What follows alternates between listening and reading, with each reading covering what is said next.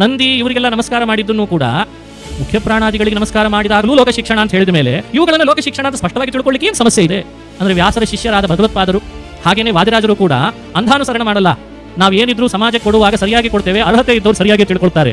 ಹಾಗಾಗಿ ಶಿವ ಶಬ್ದ ಬ್ರಹ್ಮಣಿ ಬ್ರಹ್ಮರೂಪೋತ್ಸವವನ್ನು ಪ್ರಮಾಣಕ್ಕೆ ಅನುಗುಣವಾಗಿ ಯೋಚಿಸಿದ್ರೆ ಶಿವಾಜ್ಞೇಯ ಅಂದ್ರೆ ಶಿವರೂಪಿ ಸ್ಥಿತ ಶಿವ ಹರಿ ಆಜ್ಞೇಯ ಶಿವಾಜ್ಞೇಯ ಅಂತ ವ್ಯಾಖ್ಯಾನ ಮಾಡ್ಲಿಕ್ಕೆ ಏನು ಸಮಸ್ಯೆ? ಅದೊಂದು ಶಬ್ದ ಇಟ್ಕೊಂಡು ಇಷ್ಟೊಂದು ಗದ್ದಲ ಮಾಡ್ತಿದ್ದಿದೆ ಅಂತಂದ್ರೆ ಮಧ್ವ ಸಿದ್ಧಾಂತದಲ್ಲಿ ಬಂದು ಆಚಾರ್ಯರ ಗ್ರಂಥಗಳ ಅಧ್ಯಯನ ಮಾಡಿ ಶಬ್ದ ದಾರಿದ್ರ್ಯ, ಶಬ್ದಕ್ಕೆ ಅರ್ಥ ದಾರಿದ್ರ್ಯ ಇದೆ ಅಂತ ಹೇಳ್ಕೊಳ್ಬೇಕು ನೀವಷ್ಟೇ ಹೊರತು ರಾಜರಿಗೆ ವಿದ್ಯಾ ದಾರಿದ್ರ್ಯ ಇದೆ ಅಂತ ಹೇಳಬಾರ್ದು. ಪ್ರಕೃತಕ್ಕೆ ಸಂಬಂಧಪಟ್ಟಂತೆ ಒಂದೆರಡು ಅಂಶ ಅಂದರೆ ರಾಜರು ವಾಯುದೇವರ ಸ್ತೋತ್ರ ಮಾಡ್ತಾರೆ. ನಾನು ಹನುಮ ಕಿಂಕರ ಅಂತ ಹನುಮತ್ ಕಿಂಕರ ಪಾತು ಅಂತ ಒಂದು ಕಡೆ ಹೇಳಿದ್ದಾರೆ. ಮುಖ್ಯ ಪ್ರಾಣದೇವರ ಕುರಿತು ಸ್ತೋತ್ರ ಮಾಡಿದ್ದಾರೆ. ಇವೆಲ್ಲ ಏನು ಮಾತುಗಳಿವೆ ರುಜುತ್ವಕ್ಕೆ ವಿರೋಧಿಯಾಗಿ ಕಂಡು ಬರ್ತದಲ್ಲ ಅಂತ ಒಂದು ವಾದ. ಈ ವಿಷಯಕ್ಕೆ ಸಂಬಂಧಪಟ್ಟಂತೆ ಉತ್ತರ ಕೊಡುವಾಗ ಮಹಾನುಭಾವರು ಹೇಳ್ತಾರೆ, ಈ ರೀತಿ ಹನುಮತ್ ಕಿಂಕರ ಪಾತು ಅಂತ ಅನ್ನೋದನ್ನು ಯಾಕಷ್ಟು ತಲೆ ಕೆಡಿಸ್ಕೊಂಡಿದ್ದೀರಿ? ತಾತ್ಪರ್ಯ ನಿರ್ಣಯದಲ್ಲಿ ಹೇಳಿಲ್ವೇ ಪ್ರಜಾಯತೆ ಹಿ ಯತ್ಕುಲೆ ಯಥಾಯುಗಂ ಯಥಾ ವಯಃ ತಥಾ ಪ್ರವರ್ತನಂ ಭವೇ ದಿವೌಕಸಾಂ ಸಮುದ್ಭವೇ. ಸ್ಪಷ್ಟವಾದ ತಾತ್ಪರ್ಯ ನಿರ್ಣಯದ ಮಾತು. ಯುಧಿಷ್ಠಿರನಿಗೆ ಭೀಮ ನಮಸ್ಕಾರ ಮಾಡ್ತಾ ಇದ್ದ, ಧೃತರಾಷ್ಟ್ರನಿಗೆ ಭೀಮಸೇನ ದೇವರು ನಮಸ್ಕಾರ ಮಾಡ್ತಾ ಇದ್ರು. ಈ ವಿಷಯಗಳನ್ನೆಲ್ಲ ಅವಲೋಕಿಸಿದ ಆಚಾರ್ಯರು ಭೀಮನನ್ನು ವಾಯು ಅಂತ ಹೇಳ್ತೀರಿ, ಯುಧಿಷ್ಠಿರ ಮತ್ತು ಧೃತರಾಷ್ಟ್ರನಿಗೆ ನಮಸ್ಕಾರಾದಿಗಳನ್ನು ಮಾಡಿದ್ದನ್ನು ಹೇಳ್ತೀರಿ, ಹ್ಯಾಕೆ ಕೂಡಿಸ್ಬೇಕಿದನ್ನು? ಸ್ಪಷ್ಟವಾಗಿ ಹೇಳಿದರು, ಭೀಮಸೇನಾದಿ ಕರ್ತೃಕ ಧೃತರಾಷ್ಟ್ರಾದಿ ನಮನಂ ಮನುಷ್ಯತ್ವೇನ ಅವತೀರ್ಣರಾದಾಗ ಮಾತ್ರ ಮಾಡಿದ್ದಾರೆ ಹೊರತು ಯಾವಾಗಲೂ ಮಾಡಿಲ್ಲ ಅಂತ ತಿಳ್ಕೊಳ್ಬೇಕು. ಅದನ್ನಾದರೂ ಯಾಕೆ ಮಾಡಿದರು? ತತ್ಕರಣಂತೂ ಲೋಕಶಿಕ್ಷಾರ್ಥಮೇವ. ಲೋಕದಲ್ಲಿ ಒಂದು ಮರ್ಯಾದೆಯನ್ನು ಸ್ಥಾಪಿಸಬೇಕಾಗಿರ್ತದೆ, ಆ ಲೋಕ ಶಿಕ್ಷಣಕ್ಕಾಗಿ ಅದನ್ನು ಮಾಡ್ತಾರೆ ಹೊರತು ತಾವನ್ಮಾತ್ರೇಣ ರುಜುತ್ವಂ ನವ್ಯಾಹನ್ಯೇತ. ಲೋಕ ಶಿಕ್ಷಣಕ್ಕಾಗಿ ಹಿರಿಯರಾದವರು ತಮಗಿಂತ ಕಿರಿಯರಾದವರಿಗೆ ಲೋಕ ಮರ್ಯಾದಾ ರಕ್ಷಣೆಗೆ ಮಾಡಿದ ನಮಸ್ಕಾರವನ್ನು ವ್ಯವಸ್ಥೆಗೆ ಭಂಗ ಬಂತು ಅಂತ ತಿಳ್ಕೊಳ್ಬೇಡಿ, ಲೋಕ ಶಿಕ್ಷಣ ಆಯಿತು, ಮರ್ಯಾದಾ ಸ್ಥಾಪನ ಆಯಿತು ಅಂತ ತಿಳಿರಿ ಅಂತ ಒಂದು ವ್ಯಾಖ್ಯಾನ ಮಾಡ್ತಾರೆ.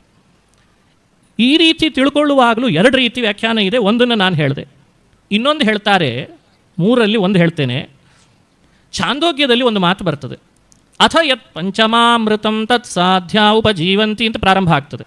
ಅಲ್ಲಿ ಭಗವತ್ಪಾದರು ಭಾಷ್ಯದಲ್ಲಿ ಸ್ಪಷ್ಟಪಡಿಸ್ತಾರೆ, ಬ್ರಹ್ಮಣ ರುಜೂನಾಂಚ ಗುರುಶಿಷ್ಯ ಭಾವ ಅಸ್ತಿ ಅಂತ ಅಂದಿದ್ದಾರೆ. ಬ್ರಹ್ಮದೇವರಿಗೂ ಋಷುಗಳಿಗೂ ಗುರುಶಿಷ್ಯ ಭಾವ ಇದೆ ಅನ್ನೋ ಸಂಗತಿಯನ್ನು ಹೇಳಿದ್ದಾರೆ. ಆ ಸಂಗತಿಯನ್ನು ಯೋಚಿಸಿದರೂ ಕೂಡ ಹನುಮತ್ ಕಿಂಕರ ಪಾತು ಇತ್ಯಾದಿ ವಚನಗಳೆಲ್ಲವೂ ಕೂಡ ಯಾಕೆ ಬಾಧಕವಾಗ್ತದೆ ಹೇಳಿ? ಈ ಯೋಚನೆಯನ್ನು ಇಟ್ಟುಕೊಂಡು ವ್ಯಾಖ್ಯಾನ ಮಾಡಿಕೊಳ್ಬೇಕು ವಿದ್ವಾಂಸರು. ಇನ್ನು ನಂದಿಗೆ ನಮಸ್ಕಾರ ಮಾಡಿದರು, ಶಿವನಿಗೆ ನಮಸ್ಕಾರ ಮಾಡಿದರು, ಇವುಗಳ ಚರ್ಚೆಯನ್ನು ಕೂಡ ಇಲ್ಲೇ ಪ್ರಾರಂಭದಲ್ಲಿ ತಗೊಂಡಿದ್ದಾರೆ. ನಂದಿ ಇವರಿಗೆಲ್ಲ ನಮಸ್ಕಾರ ಮಾಡಿದ್ದನ್ನು ಕೂಡ ಮುಖ್ಯ ಪ್ರಾಣಾದಿಗಳಿಗೆ ನಮಸ್ಕಾರ ಮಾಡಿದಾಗಲೂ ಲೋಕ ಶಿಕ್ಷಣ ಅಂತ ಹೇಳಿದ ಮೇಲೆ ಇವುಗಳನ್ನು ಲೋಕ ಶಿಕ್ಷಣ ಅಂತ ಸ್ಪಷ್ಟವಾಗಿ ತಿಳ್ಕೊಳ್ಳಿಕ್ಕೆ ಏನು ಸಮಸ್ಯೆ ಇದೆ? ಸ್ವಾರಸ್ಯ ಹೇಳ್ತಾರೆ, ಭಾಗವತದ 4ನೇ ಸ್ಕಂದದಲ್ಲಿ ಬ್ರಹ್ಮದೇವರು ಶಿವನನ್ನು ಕುರಿತು ಸ್ತೋತ್ರ ಮಾಡಿದ ಒಂದು ಸಂದರ್ಭ ಬರ್ತದೆ. ಅದಕ್ಕೆ ಬ್ರಾಹ್ಮ ಪುರಾಣದ ವಚನವನ್ನು ಉದಾಹರಿಸಿ ಭಗವತ್ಪಾದರು ಹೇಳ್ತಾರೆ, ಕ್ರಿಯಂತೆ ಸ್ತುತಯೋನ್ಯತ್ರ ತದಂತರ್ಯಾಮ್ಯಪೇಕ್ಷೆಯ ನ ಜೀವೇಶು ಗುಣಾ ಪೂರ್ಣಾ. ಜೀವರಲ್ಲಿ ಗುಣಗಳು ಪೂರ್ಣವಾಗಿ ಇಲ್ಲವೇ ಇಲ್ಲ, ಆದರೆ ಬ್ರಹ್ಮದೇವರು ಬಂದು ಶಿವನನ್ನು ಸ್ತೋತ್ರ ಮಾಡಿದರು ಅಂತ ಭಾಗವತದಲ್ಲಿ ಸ್ಪಷ್ಟ ಇದೆ. ಹೇಗೆ ವ್ಯಾಖ್ಯಾನಿಸ್ಕೊಳ್ಬೇಕು? ಕೆಲವು ವ್ಯಾಖ್ಯಾನಕಾರರಂತೂ ಆ ಸ್ತೋತ್ರದಲ್ಲಿ ಬಂದ ಶಬ್ದಗಳನ್ನು ನೋಡಿ ತಲೆ ಕೆಟ್ಟು ಕೆಲವರು ಏನೇನೋ ವ್ಯಾಖ್ಯಾನ ಮಾಡಿದರು. ಇರಲಿ, ಅವ್ರು ಏನು ಮಾಡಿದ್ದಾರೆ ಅದು ಆಮೇಲೆ ನೋಡೋಣ. ಕೆಲವರು ಮಿಶ್ರಣ ವ್ಯಾಖ್ಯಾನ, ಕೆಲವು ಪದಗಳು ಶಿವನಿಗೆ ಮಾತ್ರ ಅನ್ವಯ, ಕೆಲವು ಪದಗಳು ಭಗವಂತನಿಗೆ ಅನ್ವಯ ಅಂತ ಹೀಗೂ ಮಾಡಿದರು. ಆದರೆ ಭಗವತ್ಪಾದರು ತಾತ್ಪರ್ಯದಲ್ಲಿ ಸ್ಪಷ್ಟಪಡಿಸಿದರು, ನ ಜೀವೇಶು ಗುಣಾ ಪೂರ್ಣ ತದಂತರ್ಯಾಮ್ಯಪೇಕ್ಷೆಯ. ಇದನ್ನು ಯೋಚನೆ ಮಾಡಬೇಕಾದದ್ದು. ಏನು ಅರ್ಥ ಇದರದು? ರಾಜರು ಮಾಡಿದ ಸ್ತೋತ್ರಗಳು ತಮಗಿಂತ ಅವರರಾದವರನ್ನು ಕುರಿತು ಸ್ತೋತ್ರ ಮಾಡಿದರು ಅಂತ ಭಾವಿಸೋದು ಬೇಡ, ತದಂತರ್ಯಾಮ್ಯಪೇಕ್ಷೆಯ ಅಂತ ವ್ಯಾಖ್ಯಾನ ಮಾಡಿಕೊಳ್ಳ್ರಿ ಅಂತ ಹೀಗೆ ಈ ತಾತ್ಪರ್ಯಕ್ಕೆ ಅನುಗುಣವಾಗಿ ಅದನ್ನು ಇಲ್ಲಿರುವ ಮಾತನ್ನು ಕೂಡ ವ್ಯಾಖ್ಯಾನ ಮಾಡಿಕೊಂಡ್ರೆ ಸ್ಪಷ್ಟ ಆಗ್ತದೆ. ಇನ್ನು 2 ವಿಷಯ ಹೇಳಿ ನನ್ನ ಉಪನ್ಯಾಸವನ್ನು ಮುಕ್ತಾಯ ಮಾಡ್ತೇನೆ. ಇನ್ನು 2 ವಿಷಯ ಮಾತ್ರ. ಇತ್ತೀಚಿನ ಪುಟ್ಟ ಪ್ರಶ್ನೆಗಳ ಶೀರ್ಷಿಕೆಗಳಲ್ಲಿ ಸಾಕಷ್ಟು ಕಡೆ ಓಡಾಡ್ತಾ ಇರ್ತದೆ ಕೆಲವೊಮ್ಮೆ. ಹರಿಭಕ್ತಿ ಲತೆ ಅಂತ ರಾಜರು ರಚನೆ ಮಾಡಿದ ಗ್ರಂಥ. ಈ ಹರಿಭಕ್ತಿ ಲತೆಯಲ್ಲಿ ಬರುವ ಒಂದು ಶ್ಲೋಕ, ಇಡೀ ಗ್ರಂಥ 300ಕ್ಕಿಂತ ಸ್ವಲ್ಪ ಹೆಚ್ಚಿದೆ ಶ್ಲೋಕಗಳು. ಹೇಳುವಾಗ ಶಿವನ ಸ್ವರೂಪ ಏನು ಅಂತ ಹೇಳು ಜಗತ್ತಿಗೆ ಪರಿಚಯಿಸಬೇಕು ಅಂತ ಹೊರಟಿದೆ. ಹೆಸರಿಗೆ ಹರಿಭಕ್ತಿ ಲತೆ ಅಂತ ಹೇಳಿ ಇಟ್ಟು ಹರಿಯ ಕಿಂಕರನೆ ಹಾಗಾಗಿದ್ದಾನೆ, ಕುಮಾರಶ್ಚಿತ್ ಪಿತರಂ ವಂದಮಾನಂ ಪ್ರತಿ ನಾನಾಮ ಇತ್ಯಾದಿ ವೇದ ಮಂತ್ರಗಳನ್ನು ವ್ಯಾಖ್ಯಾನಿಸಿ ಹೇಗೆ ತಿಳ್ಕೊಳ್ಬೇಕು, ಇಲ್ಲದೇ ಇದ್ರೆ ನಾಮ ಯಾಕೆ ಬಂತು, ಇದೆಲ್ಲ ವಿಮರ್ಶೆ ಮಾಡ್ತಾ ಬಂದು ಸುಮಾರು ಪ್ರಾಯ 5 ಶ್ರುತಿ ಮುಖ್ಯವಾಗಿ ರಾಜರು ಆ ಗ್ರಂಥದೊಳಗೆ ವ್ಯಾಖ್ಯಾನ ಮಾಡ್ತಾ ಕೊನೆಗೆ ಉಪಸಂಹಾರದ ಭಾಗ ಬರ್ತಾ ಇರುವಾಗ ಒಂದು ಶ್ಲೋಕ ಹೇಳ್ತಾರೆ. ಶಿವಾಜ್ಞೆಯ ವಾದಿರಾಜ ಶಿವಾದೀನಾಮನುಗ್ರಹಾತ್ ಹರಿಭಕ್ತಿಲತಾ ಪುಷ್ಟ್ಯೈ ಚಕಾರ ಕವಿತಾಮೃತಂ. ಈ ಒಂದು ಮಾತನ್ನು ಇಟ್ಟುಕೊಂಡು ಬಹಳಷ್ಟು ಜನರಲ್ಲಿ ಗೊಂದಲ ಮೂಡಿಸುವಂತೆ ಮಾತುಗಳು ಕಂಡು ಬರ್ತಾ ಇದ್ದಾವೆ.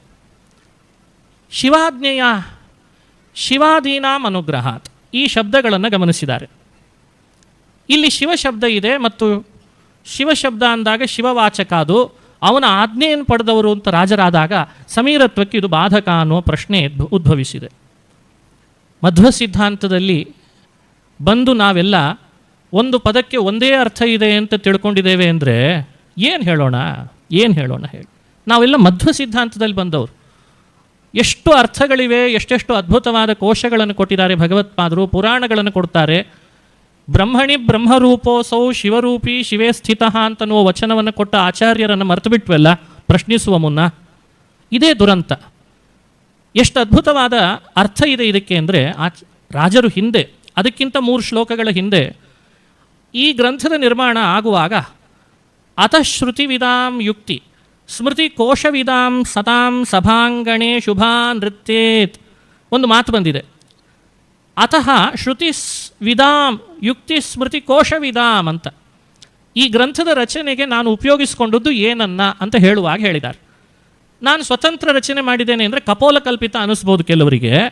ಆದರೆ ರಾಜರಂತಾರೆ, ನಾವು ಮಧ್ವ ಸಿದ್ಧಾಂತದಲ್ಲಿ ಬಂದವರು, ನಾವು ವೇದವ್ಯಾಸರ ಶಿಷ್ಯರಾದ ಕಾರಣ ವೇದವ್ಯಾಸರದೊಂದು ಪದ್ಧತಿ ಏನು ಅಂತ ನಾವು ತಿಳಿದಿರಬೇಕು.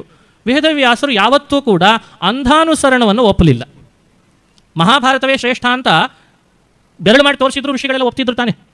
ಆದರೆ ವೇದವ್ಯಾಸರು ಅದನ್ನು ಹೇಳಿಲ್ಲ. ಯಾಕೆ? ತಾವೇ ಗುರುಗಳು. ಶಿಷ್ಯರು ಬಂದು ಕೇಳ್ತಿದ್ದಾರೆ, ಎಷ್ಟಲ್ಲೇ ಕೆಡಿಸ್ಕೊಂಡಿದ್ರೆ ಮಹಾಭಾರತ ಶ್ರೇಷ್ಠ ಅರ್ಥ ಆಗ್ತದೋ ಇಲ್ಲ ನಿಮಗೆ ಅಂದ್ಬಿಟ್ಟಿದ್ರೆ ಮುಗಿದು ಹೋಗ್ತಿತ್ತು.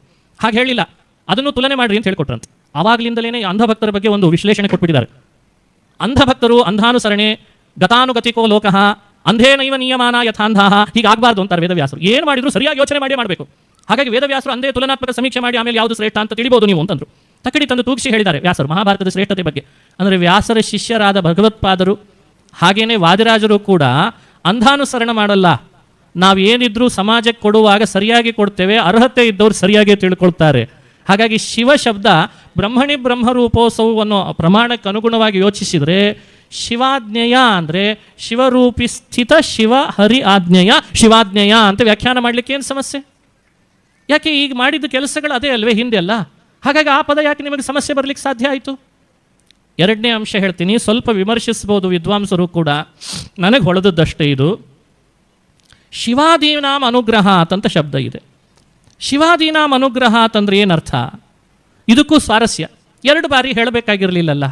ಒಂದು ವೇಳೆ ಶಿವಾನುಗ್ರಹವೇ ಬೇಕು ಅಂತ ಅಪೇಕ್ಷೆ ಇದ್ದಿದ್ರೆ 2 ಸಲ ಯಾಕೆ? ಆಜ್ಞೆಯನ್ನು ಪಾಲನೆ ಮಾಡಿದವನು ಅನುಗ್ರಹಕ್ಕಾಗಿ ಮಾಡ್ತಾನೆ ಅಂತ ಹೇಳಿ ಅಭಿಪ್ರಾಯ ಬಂದೇ ಬಿಡ್ತಿತ್ತು, ಪುನರುಕ್ತಿ ಬರಲ್ವೇ? ಈ ಕಾರಣದಿಂದಲೂ ಶಿವ ಶಬ್ದಕ್ಕೆ ಅರ್ಥ ಏನೋ ಒಳಗಡೆ ಬೇರೆ ಇದೆ ಅಂತ ಅನಿಸಲ್ವೇ? ಯೋಚಿಸಬೇಕಾಗಿದೆ ವಿದ್ವಾಂಸರು. ಹಾಗಾಗಿ ಹೀಗೆ ಅನಿಸ್ತದೆ, ಶಿವಾದೀನಾಂ ಅನುಗ್ರಹಾತ್. ಶಿವಾದೀನಾಂ ಪದಕ್ಕೆ ನನ್ನ ದೃಷ್ಟಿಯಲ್ಲಿ ಶ್ರುತಿ ಸ್ಮೃತಿಗಳು ಅಂತ ಅರ್ಥ. ಯಾಕೆ ಅವಕ್ಕೆ ಶಿವಾದಿಗಳು ಅಂತ ಕರೀತಾರೆ? ಮುಂದೆ ಅನುಗ್ರಹ ಅಂತಂದರೆ ಯುಕ್ತಿಯಿಂದ ಅಂತ ಅರ್ಥ.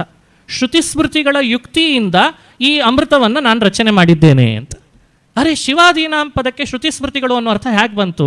ಯಾಕೆ ರಾಜರಿಗೆ ಅದೇ ಹೊಳೆದಿದೆ ಅಂತಂದರೆ, ಸಪ್ತ ಶಿವಾಸು ಮಾತೃಷು ತೃತೀಯ ಮತ್ಸ್ಯ ಋಷಭಸ್ಯ ದೋಹಸೆ ಅನ್ನೋ ವೇದದಲ್ಲಿ ಶಿವಾಸು ಮಾತೃಷು ಅಂತ ಅಲ್ಲಿ ಪದವನ್ನು ಆಡಿದ್ದಾರೆ.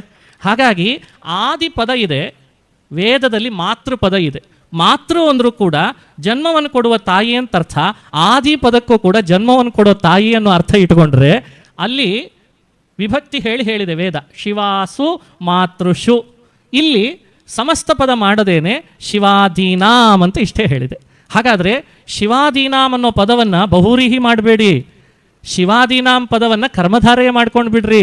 ಶಿವಾಸು ಮಾತೃಷು ಅನ್ನೋದು ಸಂವಾದಿ ಆಗ್ತದೆ. ಆದ್ದರಿಂದ ಹಾಗಾಗಿ ಶಿವಾದೀನಾಂ ಅಂತಂದರೆ ಶ್ರುತಿ ಸ್ಮೃತಿಗಳು ಯಾವ್ಯಾವುದವು?